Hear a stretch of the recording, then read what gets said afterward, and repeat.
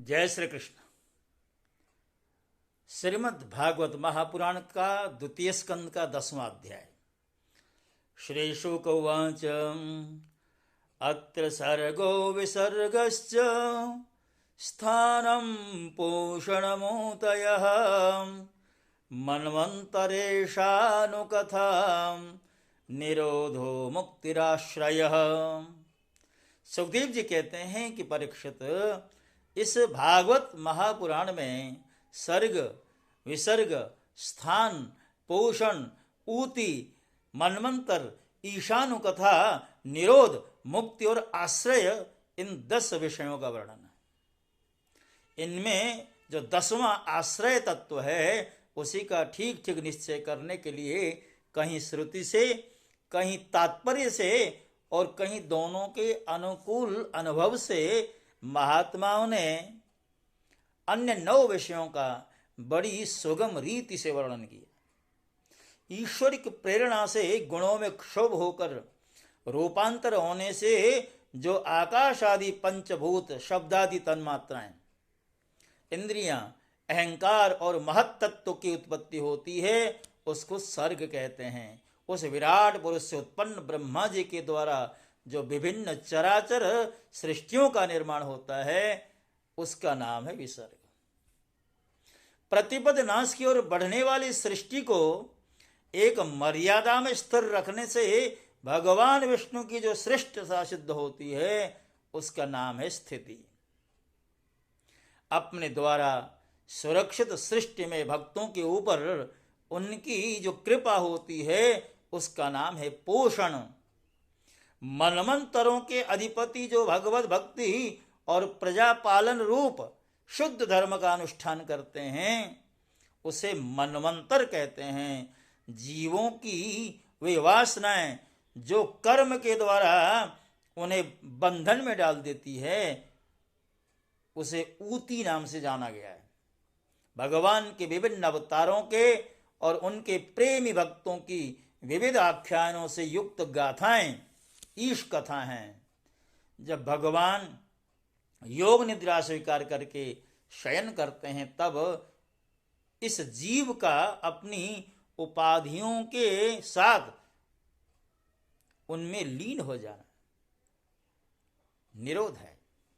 अज्ञान कल्पित कर्तृत्व, भक्तृत्व आदि अनात्म भाव का परित्याग करके अपने वास्तविक स्वरूप परमात्मा में स्थित होना ही मुक्ति है। परीक्षित, इस चराचर जगत की उत्पत्ति और प्रलय जिस तत्व से प्रकाशित होते हैं वह परम ब्रह्म ही आश्रय है। शास्त्रों में उसी को परमात्मा कहा गया है। जो नेत्र आदि इंद्रियों का अभिमानी दृष्टा जीव है वही इंद्रियों के अधिष्ठात्री देवता सूर्य आदि के रूप में भी है। और जो नेत्र गोलक आदि से युक्त दृश्य देह है वही उन दोनों को अलग अलग करता है। इन तीनों में यदि एक का भी अभाव हो जाए तो दूसरे 2 की उपलब्धि नहीं हो सकती। अतः जो इन तीनों को जानता है वह परमात्मा ही सबका अधिष्ठान आश्रय तत्व है और कोई नहीं। जब पूर्वोक्त विराट पुरुष ब्रह्मांड को फोड़कर निकला तब वह अपने रहने का स्थान ढूंढने लगा और स्थान की इच्छा से उस शुद्ध संकल्प पुरुष ने अत्यंत पवित्र जल की सृष्टि की। विराट पुरुष नर से उत्पन्न होने के कारण ही जल का नाम नार पड़ा और उस अपने उत्पन्न किए हुए नार में वह पुरुष 1000 वर्षों तक रहा, इसी से उसका नाम नारायण हुआ। उन नारायण भगवान की कृपा से ही द्रव्य, कर्म, काल, स्वभाव और जीव आदि की सत्ता है।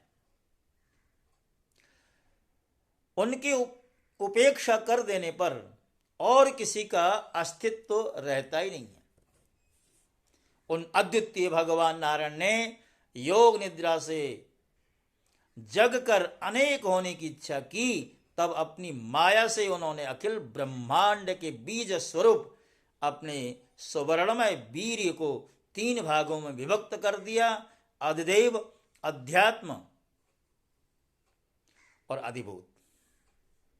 परीक्षित, विराट पुरुष का एक ही वीर्य 3 भागों में कैसे विभक्त हुआ, सो सुनो। विराट पुरुष के हिलने डोलने पर उनके शरीर में रहने वाले आकाश से इंद्रिय बल, मनोबल और शरीर बल की उत्पत्ति हुई। उनसे इन सब का राजा प्राण उत्पन्न हुआ। जैसे सेवक अपने स्वामी राजा के पीछे पीछे चलते हैं, वैसे ही सबके शरीर में प्राण के प्रबल रहने पर ही सारी इंद्रियां प्रबल रहती हैं। और जब वह सुस्त पड़ जाता है तब सारी इंद्रियां भी सुस्त हो जाती हैं। जब प्राण जोर से आने जाने लगा तब विराट पुरुष को भूख प्यास का अनुभव हुआ।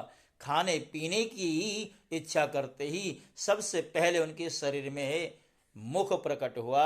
मुख से तालु और तालु से रसेंद्रिय प्रकट हुई। इसके बाद अनेकों प्रकार के रस उत्पन्न हुए जिन्हें रसना ग्रहण करती है।